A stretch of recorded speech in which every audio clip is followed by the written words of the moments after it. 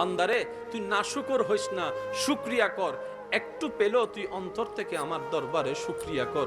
বান্দারে আমি বেশি কিছু চাই না তোদের কাছে, খাবার শুরুতে একটু আমাকে স্মরণ করবি, খাবার শেষ করে একবার আমাকে স্মরণ করবি, ঘুমানোর আগে একবার আমাকে স্মরণ কর, ঘুম থেকে উঠে একবার আমাকে স্মরণ কর।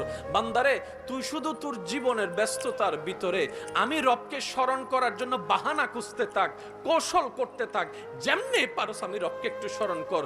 বান্দারে তুই কোন রকম ব্যস্ত জীবনে আমাকে স্মরণ করতে করতে একবার তুই কবরে আয়। তুই বান্দা দুনিয়াতে আমাকে স্মরণ রাখবি, আমি রহমান তোকে কবরে হাসরে স্মরণ রাখবো। সুবহানাল্লাহ। আর রব যাকে কবরে হাসরে স্মরণ রাখে, জাহান্নামের আগুন তাকে স্পর্শ করার কোনো সুযোগ নাই। আল্লাহ পাক বলে, বান্দা আমি আছি তো তোদের জন্য। লা তাহজান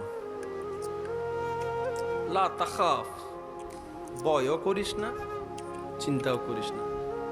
যার যা করার করতে দে, যার যা বলার বলতে দে। দিন শেষে আমি আহকামুল হাকিমিন হাসরের ময়দানে বিচার করব, তোর পক্ষে রায় করে দিব।